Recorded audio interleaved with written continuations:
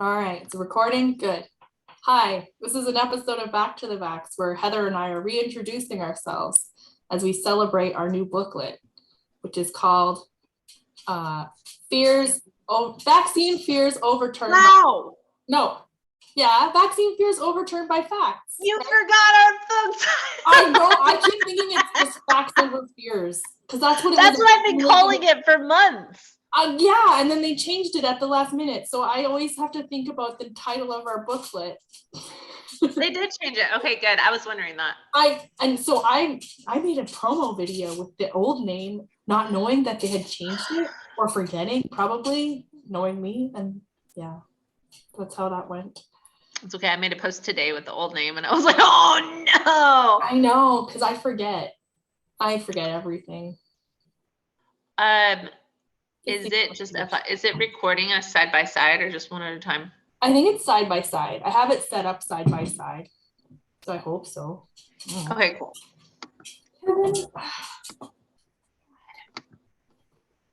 So needy. Okay. Wait, did you already introduce us just now? I just did a casual intro for our podcast. So I thought we'd take this time to like reintroduce ourselves and our journey because it's been a while since we made our first podcast, and we'd had this like really good milestone. You're gonna hear me cough sometimes. I'm getting over something. She's essentially dying. It's fine. Yeah. No, I'll recover. So yeah, I thought we'd get together and have a chat about where we've come from, what we're doing. All right. Yeah. Hey everyone, it's been a minute. Mm-hmm. I'm the infamous measles costume lady, and this is Lydia. What do you guys say about me? She did not dress as the measles. She's slightly better than me. We are both ex-anti-vaxxers. We met in February 2021. I had been like an anti-vax influencer in 2019. Did we meet in 2020 or 21? No, it was 2020. No, I think it was 2020, Heather. Had I had my flu shot already? Because I got my flu shot January 21. I don't know now, but I feel like it was fairly early in my journey. It could be 2021. It's very confusing. Yeah. We're all in this like COVID like fog. Yeah, you can't tell time anymore. It's like the last 3 years like just blur together, dude. I don't know what's going on. Okay, I like this angle a lot better. Yeah. Anyway, she reached out to me after she stalked me on the internet, and I did. I was obsessed. She was like, "Hey, we're a lot alike. I used to be insane like you. Let's come out of it together. Let's be crazy together." And I was like, cool, I don't want to do this by myself. Another person that's willing to humiliate herself online, I will take it. Yeah. And humiliating has it ever been? Let's talk about our first humiliation. What was our first humiliation? Remember when we were ballsy enough to ask Paul Offit to do our podcast? I had no idea what I was doing. Dude, that was like our second podcast. I was still married and living at my ex's house. Dr. Paul Offit. Let's shoot for the stars. Let's see who we can ask. She asked Dr. Paul Offit to be on our podcast, and he, because he is a god, he said so yes. Sweet. He's the best. Anyone. He's the best. And I still credit. No. Yeah. I still credit him with me loving doctors now and thinking that they're not the devil. I still tell people it's good. Yeah. But so sweet. And we did a podcast. Embarrassment of my on this side. I didn't press record. And now I'm looking at the record button like, yes, I did press record. I didn't press record for 8 minutes. And the whole earth fell out from underneath me when I realized. I know, she had to tell him. Yeah. And I was like, that was so good. Can we do it again? He was so cool about it. He was like, yeah, let's restart. Let's start over from the top. Afterwards, I apologized and I sent him an email like, I'm so sorry. I really value your time. You know, I'm sorry that happened. And he sent me an embarrassing story about himself, how he exploded a bag of microwave rice in the microwave because he forgot to vent it. And he's like, no, That's hilarious. Perfect. And I was like, thank you for sharing. He's just like, when I was an anti-vaxxer, I really thought that he was probably evil, like a lot of the kind-hearted people that I now know. But he's just like genuinely so kind-hearted. Like he cares about people. It's weird.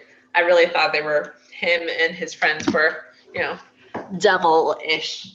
Yeah, I remember reading stuff about him in Mothering and thinking that he was a shill and that he was terrible and that he was in it for the money and he just wanted to poison a bunch of kids. And then coming out of it, I was like, well, let's see what he has to say, like, and just knowing that he witnessed polio and as a child, and that's what made him passionate about vaccinating children. Like, I think he really does care about kids and he cares about people, just like how he gave us the time of day, knowing what we potentially thought about him as anti-vaxxers. So I'm sure he knows what they all think about him. And he gave us time, And the fact that like the first shot I gave Charlotte was a polio shot. We started very, very slow and he let me call him. And I mean, like, dude, I was unhinged on the phone. I was crying. I was like, shh, I know I'm this pro-vax person now and the news thinks that, and I really do love vaccines, but what if she dies? Like I had that moment where I was like, what if I'm wrong? And he was like, Heather, she's gonna be fine. And I don't know, like he just related to the anxiety. He was just like, it's just so normal to have anxiety before shots. That's just what parents do. That's what we do. Everybody does that.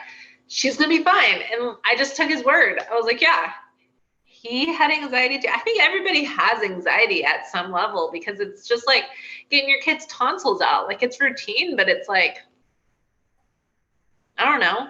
Yeah.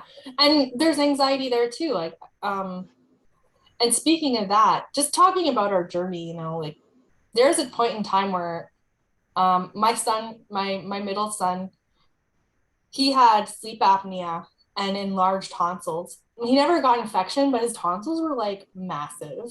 We're huge, yeah. Yeah, and I just remember thinking like old Lydia would have tried a million elimination diets. I would have tried so many different things to avoid surgery because that's just what they want to do. They just want to cut out body parts and like, right, sell them to big pharma. And then I realized, oh yeah, you know what? The evidence-based thing to do is to remove his tonsils to resolve his sleep apnea, which will help him behave better, learn better, and control his emotions better. When you're tired and you're not sleeping well, your behavior is affected as a child. So that's the best thing I could do for him instead of spending years of where he's supposed to be learning and developing, trying to fix a problem that's easy to fix with a surgery, And I think it's like, it's just hard being a parent. You're watching basically your heart walk around in another human's little body, right? And so everything you do is just risky. I mean, putting your child, sending them off to gymnastics or something, they can get in a wreck. Like everything you do is a risk versus benefit thing. I mean, nothing is completely in your control. I have heard of freak incidents with adenoid removal.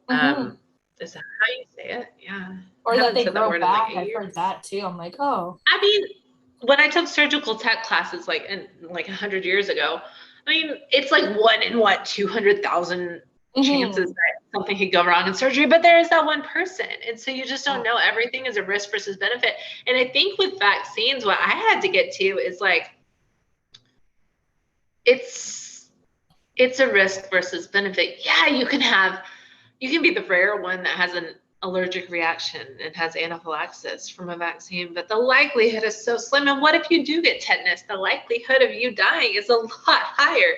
It's such a risk versus benefit. And that's just how it is to raise children. Like, it's scary. Everything you do, you don't have complete control of. You don't. Like, dude, my kid hurts herself all the time just in my own apartment. Like, she slams the crap out of her shin. I feel like she gets a concussion a day just hitting her head. Yeah. You can't control stuff. So it's like, what is less scary? And that's ultimately how I jumped to vaccines. And then slowly I was like, okay, actually vaccines are not scary. No. Okay, I'm fine. I think the appeal to inaction, right? There's that whole appeal, like, if I don't do it, nothing bad will happen because nothing bad has happened yet.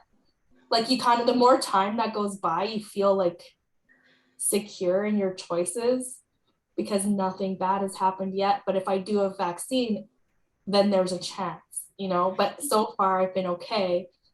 So for me, it was this, like, the longer, because my daughter was unvaccinated for, 12 years. So to have 12 years go by and nothing bad happened. But I will admit this is, like, when she did cut or scrape herself, even though she had one DTaP, I was like, I hope that one DTaP works. Absolutely. That's how I was too, because even though it probably wasn't, but I was like, it probably wasn't. I mean, it's hard to tell. Like, my pediatrician, she scratched herself after her first shot, and he's like, she's probably fine. Mm-hmm. But there was that, like, probably fine moment where I was like, is she fine? So, but when she got her second shot, I knew I had grown the most when she got her second DTaP. Because I guess with subsequent DTaPs, after your first one, you can have a stronger immune reaction, which is a good thing. That's a really good thing. But because of that, like, she got a shot on her leg and it swelled up so bad and it had all these veins. It just looked painful and hot and swollen, which was just her immune system, like, really revving up. And I didn't freak out because my pediatrician was like, yeah, that's normal. Like, that happens after your first shot. And that was the moment where I was like, okay, like, I truly do fear tetanus more than this reaction because this is normal, like, normal stuff. This is a good thing. This is fine. And I knew, I was like, okay, I've arrived. I know for me too, it's with DTaP, my son would get a hot welt on his arm, like, probably about that big, but each time it didn't get bigger and bigger each time, but definitely it wasn't there the first time. And then after his arm would just get really hot to the touch and have a red mark about that big. And it didn't get bigger. It didn't get any worse. So I just kept going. Okay, that's really good to know. I didn't know if it continued to get big because, she has to have, like, a third, but in hindsight, she had all these veins and I was like, oh, is that normal? But of course it's normal. Like, blood flows to inflammation and all that stuff. And bottom line is, I was so scared to send her outside barefoot before her tetanus shot. I didn't know she was going to get tetanus every single day. Like, it just, because when you read about it, it's in everything, dude. It's in soil, which gets on everything. So it's an animal, like, it's on animal teeth. It's everywhere. Like, it's just a lottery system. Yeah. It's in fecal matter. Like, that's where it's really prevalent, is anywhere horses have been. And dogs roll in everything horses have. And, like, it's everywhere. And I just remember reading a story, because I didn't really hear about this much in the anti-vax movement, was a story of that boy in Oregon who lacerated his forehead, and his parents actually cleaned it out with colloidal silver and then stitched it up. And they let it bleed, because that's what they tell you. You know that. They say, let it bleed. It's open to air and it's not deep, and you let it bleed, it's fine. Yeah. And he got tetanus, and it cost his hospital stay was something like $2.5 million. Yes. To overcome the tetanus. Infection actually may not confer any immunity whatsoever. So the doctors were like, hey, maybe you should vaccinate your kid. And they were like, no. And I was that. Wow. You watch your son struggle. His muscles seize up. He needs a ventilator and muscle relaxants and everything to get through this. basically be put in like a low-grade coma because it's so painful. And you're just going to say, no. You're just not going to, hang on one sec. I gotta grab something. Yeah.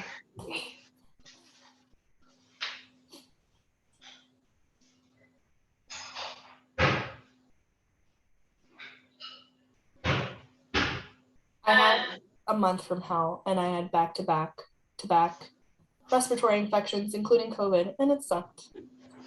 So that's why I'm. So sorry, I just want to brush my hair real quick. It's driving me nuts with my hair. Hopefully we're not like showing this part of the video, but I had a friend who's I hope she's not listening to this, but it's fine. Whose sister, her daughter cut her arm or got a bad dog bite, like a really bad dog bite on her arm. And they're very anti-vax. Like her ex-husband's a chiropractor and stuff like that.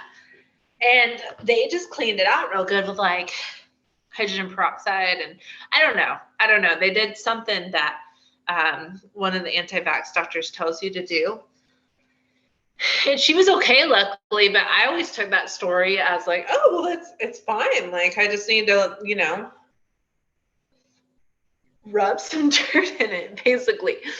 And hydrogen peroxide is the worst for wounds, And I don't think they use that because it's actually one of the like big anti-vax doctor says not to use that in a tetanus wound because it kills the cells or something, causes it does tissue damage, but they use it because it has when the bubbles are oxygen and tetanus is anaerobic. But so she says let it bleed. I can't remember her name, but she wrote that book, Dissolving Illusions. So Susan Humphreys. Yes, I believe it was her. Yeah. So, I'm so thankful that my friend's sister's kid was okay, but I took that as, oh, it's fine. And then I did this study on like this like rare tribe in some unknown godforsaken, I don't even know what island it was, but there was some study somewhere that showed that they were immune to tetanus. And it was because, they're very tribal situation. I don't know anything about this. I have to like look up the details, but they ate something like they were continuously eating dirt and they were able to raise the antibodies in their system naturally. So I obviously took that to mean let my kid play outside and eat dirt. She'll just naturally become. I let my kids eat dirt too. I still do. I still don't care if they do, but I don't think it's like some kind of secret panacea. No, I'm not. But I let them play and get dirty and whatever. But I think that's good though. Like that's healthy. Like not to be so scared that you're putting them in a bubble and they're never exposed to the common cold. I think anti-vaxxers take it too far in that they think that vaccines protect kids too much and then their immune systems don't get practice. But anyone with a kid in school knows their immune systems get plenty of practice. Like, oh yeah. They're like, I cannot believe, excuse me, as I cough, I had like so many infections come through my house this year with my children. So their immune systems are getting a lot of practice. It has nothing, like vaccines are not going to stop them from getting practice with their immune system.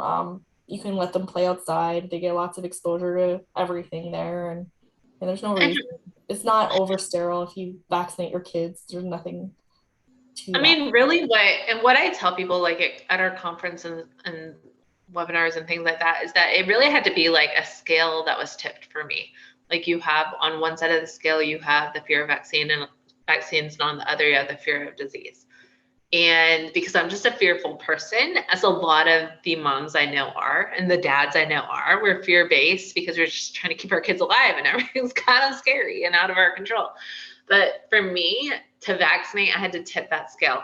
And one of the biggest things that made me fear the disease more than the vaccine, before I was completely confident that vaccines were safe, which I am now, but was like with measles, just the fact that it's 1 in every 600 has SSPE and that you don't know that your kid has that until they're like 12 years old and then their brain just dies and you watch them turn into a vegetable and there's nothing you can do about it. And I'm not really fine with just watching my daughter for 10 to 12 years and just waiting to see if she goes brain dead.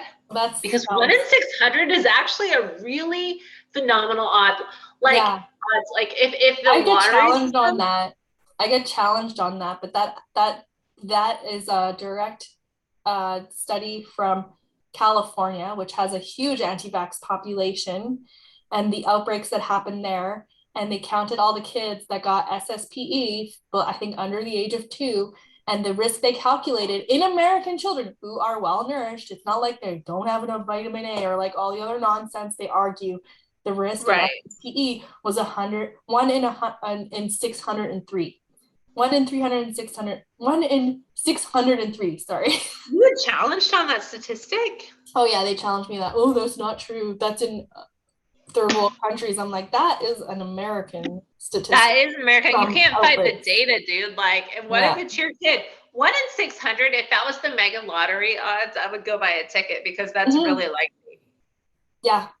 Yeah, no, it's scary, and I likely would not want that for my children. And they never talk about that in anti-vax groups. They never talk about SSP. They only talk about vitamin A, and they'll talk about that RFK goes to Samoa, 83 babies die, and they're like, oh, they must be malnourished. I'm like, no, they must Samoa has issues, but they're a well-nourished people. Like they're not starving in Samoa. It's just they always think that, I mean, not always, I shouldn't say always because, you shouldn't, put them all in a group, but they think that my kid has superior health because we haven't vaccinated, and therefore, because he or she has superior health, they will not die from anything ever. And that's just frankly not true. Like the amount of anti-vaxxers that died from COVID while trying to prove that COVID was no big deal is just kind of sad. The footage of the one guy that died, I'll never forget. He was just so confident. He was so confident. I'm not fat. I'm not diabetic. It's just a bad cold. I have a fever right now. And then he was like dead. I was like, oh, yeah. Oh, and it's sad. Like I would never go, no. But it's sad. Like that's a whole human life, and he didn't have to die. He didn't have to. And it's kind of infuriating. I know a lot of people online will tell me I would hate, because I'm a little snarky, you know that about me, and they're like, I would hate for you to be my nurse, but honestly, I'm a really compassionate nurse. Like you would be very lucky, even if you didn't vaccinate and you were there because you had COVID and you were dying, I would still, give you my best care and feel sad that you were manipulated by people who want to make money to sell supplements or books so they don't take a vaccine that works quite well at keeping them from dying. I'm not going to say and that's the other thing is like, oh, you think it's perfect. I'm like, no, I don't think the current COVID vaccine is perfect. In fact, I'm pretty sure I have said multiple times that I think we should have a better vaccine. Like this one is a good stopgap, but it's not for the next decade going to be very useful because it doesn't last long. The virus mutates too much, and we need something better. I've said that over and over again. However, I am still going to get it because it's my best chance currently. When something better comes along, I will take that. But I don't have anything else right now, and I'll take what we have. And if that keeps me out of the hospital, and it did, I'm immunocompromised. I've never had to treat my COVID in a hospital setting. If it keeps me out of the hospital, that's worth it to me. And that's not good enough because they let perfect be the enemy of good. Oh, that's a good one. And I want to go back to what you just said about like the falling victim to misinformation and disinformation, which by the way, just like as a disclaimer, something I'm insecure about. Heather Simpson doesn't know the difference between misinformation and disinformation. So disinformation is intentional, and it is spoken by people who call themselves experts who should know better. So that's I put disinformation on a post today, and I should go edit it. And then when a lay person relays that information as fact, they are spreading misinformation because they themselves were misinformed by that disinformation that was shared with them. I know it's confusing. Who taught me that is Dr. Nicole Baldwin. Did she? I love her. That's awesome. When I first got into the webinar thing, and I did a webinar with Nicole, it was like the very first one we did, but you did one with me after that it wasn't for Kansas, it was for Indiana, Immunize Indiana. And I did the first one, and then we did the second one together. Well, the first one I did was with Dr. Nicole Baldwin. And well, it was all about media misinformation and disinformation, how fast it gets spread, and what the difference is. That's the only reason I know that. I'm like going through my old posts, like, where did I put disinformation when I should have put misinformation? But I'll do that at a different time. But all these anti-vaxxers that are victim of misinformation, not the disinformation doctors, but the misinformation anti-vaxxers. I have the hiccups currently, sorry. They and I try to put this in every like webinar and seminar that we do. They genuinely believe that they are saving people. Like, they genuinely think the vaccine will kill their kid. They love their kid. They don't want to hurt their kid, and they feel like they're saving people. I mean, well, that's not every single anti-vaxxer. That's a lot of them. And so when I have had, like, you know, now that I've made the switch to pro-vaccine, I've had a lot of pro-vaxxers, surprisingly, come at me, and I don't know if you've had this too, and say, hey, now that you're pro-vaccine, do you feel that you deserve to be sentenced to the death penalty, per se, for posting misinformation, or community service, or jail time, maybe for life, before the death penalty at the end, because you posted this? I mean, I don't think so, because I truly, truly, at the gut of me, believe these doctors that said vaccines will kill my kid, and I love my kid so much. I was like, I would never kill my kid. Why is the fault with us when these people who have MD and pediatrician and all this nonsense by their name said with their whole chest that vaccines would hurt our children? I believed these doctors and that vaccine. I believed them. I believed them. I used them to confirm my fears. I believed them. And I believed when I talked to close friends, who a couple I did convince to, you know, stop vaccinating their children, and I feel awful about. I wholeheartedly believed that I was saving them, and that I was sharing information that they needed to hear to make an informed decision. Absolutely. I used to say, if one person doesn't vaccinate their kid with what I'm posting, then I will have done my job. And I thought I was saving their life. Yeah, I didn't feel like I was doing the wrong thing. I felt like because they're very good, and I see it all the time, that they're very good at presenting themselves as this martyr, as the underdog that is being silenced. Yeah. And you kind of fall for it, because who doesn't love a good underdog? Like, I think it's part of our psychiatry to think, you know, maybe that this person that's being shouted down has something to say. Has something to say, like, we're doing the right thing because we have all this hate. And I think I get, like, the pro-vaxxers telling me I deserve the death sentence and things because I, you know, was like a quote unquote prominent anti-vaxxer, which sounds so lame when I say it out loud with my mouth. But I never resume. It's just like, I never asked for a dozen hate pages. I never asked for all these memes about me. Like, I just posted normally, and it blew the hell up. And so what I tell people, because I don't want to come across as like trying to defend myself, I say 99.9% of the people that follow me already hated vaccines. It was an echo chamber. It wasn't that I was persuading people not to vaccinate. The 0.1% that decided not to vaccinate is rare, and I do feel bad for that.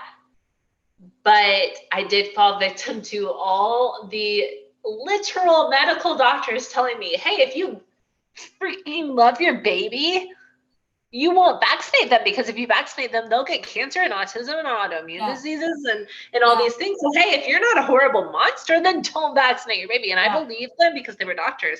And so to say that we are these evil people that deserve the death penalty is a bit of a stretch, because just because we got popular or whatever doesn't mean that we're actually evil. Yeah, like, we're just no victim.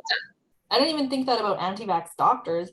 I think that they should face consequences. I don't think they deserve the death penalty.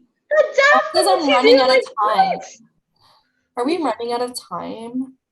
Ooh, what? Upgrade. Oh, I don't want to upgrade. What time is it? Oh, we're doing good. I think we have like 5-10 minutes. We have 9 minutes. We don't have to upgrade. Okay. That's how we met each other. She, like I said, she stalked me online. She found me. Yeah, that's how we met. And we've just been inseparable ever since. Yeah, we're twins. We are. We both have a wonderful nose. We have a nose. We have like same faces, maybe. Yeah, we look like we could be sisters. Honestly, yeah. Sisters. Honestly. And Heather's the sweet one, and I'm the snarky one. I'm the sweet one because you want to know why. I still have. I'll give a shout out to her. I still have anti-vax friends, and we argue on the phone and stuff. Lydia has like a low BS tolerance. Mm-hmm. And so I have these anti-vax friends where I'm just like, oh, you know what? We disagree. We agreed to disagree, but we can still be friends. And she's like, F you. Yeah. No, and people, I think because I don't take it, like people will come back and like really want to hurt me or lash out. And then I have I have ADHD and I love conflict. I grew up with a lot of chaos. And so it's like really yummy to my brain to engage these people that hate me. And I have a problem. I'll admit it. I think I have a problem. And it stresses me out to have conflict. Like, I'm just like, please like me. I'm sorry that you don't agree with me. I don't want to argue with you. You don't like me? Good. We're going to be best friends now. So me and Lydia are meeting for the first time at the Association of Immunization Managers Conference in 3 different states, Portland, Louisiana, and Maine here in the next month. Portland, Oregon, Portland, Maine, New Orleans, Louisiana. 2 Portlands. Who knew? And Portland, Oregon, yeah. Who knew? So we're going to have fun. Go to our TikTok at Back to the Vax. Is that what our TikTok is? Yeah, and I'm going to upload more. I keep meaning to share your videos and my videos, but I'm so... Well, we have at Back to the Vax, at Heather Changed Her Mind. There's so many different social medias that we have to keep up with. Oh my gosh, it's so many. And I don't actually have shill bucks to pay people to do this stuff for me, so. Surprisingly, we are not millionaires. Like the booklet that just came out today, which we're going to talk about soon, that's free. Download it for free. Yeah. That's not something we're getting. One guy said, how much do I get paid? I'm like, I get paid nothing. Like, it's a free booklet. And I said, if you really want to know, I have student debt, and now I buy margarine instead of butter because of inflation. So I can't afford butter. You can't afford anything, dude. Like, it's hard. So if y'all want to like donate to our I almost said OnlyFans. We have a buy me a coffee and a Patreon. They buy me a coffee and a Patreon. Yeah. And nobody gives to us because they think we're shills. Like, I know that we're secretly millionaires. I think one person gave us $10 on a Patreon one time. That's really sweet. And it was nice, yeah. That was very nice. I've never actually looked at it since because I haven't seen any more subscriptions. So maybe it actually added up to something. I should look at it. We should look at that. We could put it towards ads or something. Yeah, we could. We totally could. But yeah, this blew up way more than I thought. I kind of just was winging it when we started. I was like, why not? This kind of seems fun and I feel very passionate about this and why not, right? And now it's a whole thing. And now we're like getting invited. Oh, we have 5. It's up there. It says 5 minutes remaining. Okay, good. We have 5 minutes. Okay, cool. That's fine. See, this is how cheap we are. We're trying not to upgrade like our Zoom call while we record this for we have so many. We're not shills, y'all. Big pharma, please. Big pharma, buy me a Zoom account. If y'all just buy me a Starbucks, honestly, Big Pharma, like remember the $50 or was it $100? I cannot remember when one of the pharma companies wanted to pick our brain. And you got paid like 100 American and I got paid 100 Canadian. And I was being so mad about that. Honestly, I'll never get their vaccine again. I will get any other company's vaccine again, but consider me an enemy. That was like 2 hours of our day. And honestly, paid me in Canadian dollars. Like, do you think I love J products for baby products? And I just said their name beside me. I don't care. Yeah. Oh my god. But like honestly, like that's the cost of your steak at dinner, dude. Yeah. Like, I wasn't even like really. Thanks. You know, and then when you like, yeah, and I am not a pharma friendly person. But I also know like these researchers that I've gotten to know also aren't rich and making money. They're just doing research that we're all really good people and we just want to pay our electricity bills. So like, yeah, like Paul Offit's sweet. Kevin Alt, you weren't there for that one, but I love Kevin. He is so sweet. I was just interacting with him today over our booklet because there's a lot of misinformation being shared in my replies, and he was addressing one of the people in my replies. But he's a sweetheart. He's got 2 daughters. He likes basketball. He's a dad. He's not like making cash hand over fist from pharma companies. Like, it's ridiculous. And I think that's the biggest benefit we've had, is that we get to peek behind the curtain and see how it works. And a lot of people, it's mysterious, so you can make up all this. There are just these, you know, baby eating lizard people that don't. Are you a lizard person at night? Huh? Are you a lizard person at night? Like, do you turn into a lizard? And like, also, well, I'll say this: I was a waitress at the Bohemian Grove, and I used to have 4 children. What happened to them? I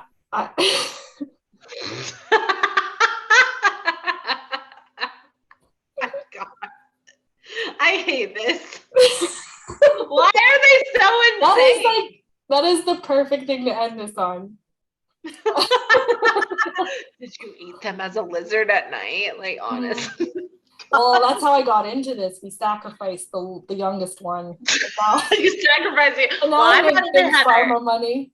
Huh? I'm not Heather Simpson. They said I died. Oh, I know. Because you died of a flu shot. I died of the or the COVID shot killed you because you're a big baby and you can't handle a needle.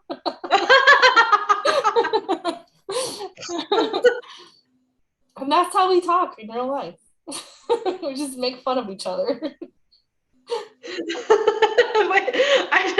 I'm posting that now. I was told I died, and that me now is a fake. Mm-hmm.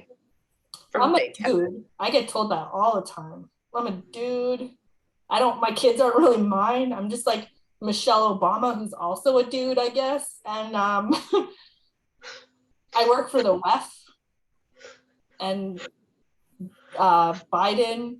Remember that one? That was fun. I actually have that screen capped out. That was my favorite. You know, I was like, just checked all the boxes. Just checked them all the way down. That was the best conspiracy related to Biden and Pfizer. Fighting. The Stephen dog. Fighting. I love that people listening will know exactly who you're talking about too. The Thieving dog. PHTEVN. Go look it up if you don't know, but it's the Thieving dog. Millennials know the memes. We're down with it. Yeah, we're cool. We're young. We're hip. We're basically 21. I feel old around young people now, though. My last practicum was with a bunch of 20-year-old girls. Oh my gosh. That was hard. I stuck up for them a lot. I was like, listen, act like you belong. They were so scared of everything. Well, they're precious. They're so precious. I was such a mama hen to them. I know. You just want to keep them safe. Yeah, they were just so scared of all the mean nurses. I was like, don't act like that. They're gonna eat you alive. Don't be scared. You're tough. Don't ask, tell. Just be like, I'm taking this patient. And they started doing that and it worked. That's awesome. Well, we have less than a minute, so let's sign off, I guess. Well, we love you all. Thanks for listening. I'm sorry that Heather died and this is the new Heather, but time. I like this one better. No, thanks. I like this one better too. All right, and keep tuned for our next one about the booklet. Yes, the next one's gonna be great. I'm gonna share like lots of juicy tea and details and secrets that I would never tell anyone ever. That's a lie. Probably, maybe. I do that a lot. So come. All right, bye everyone.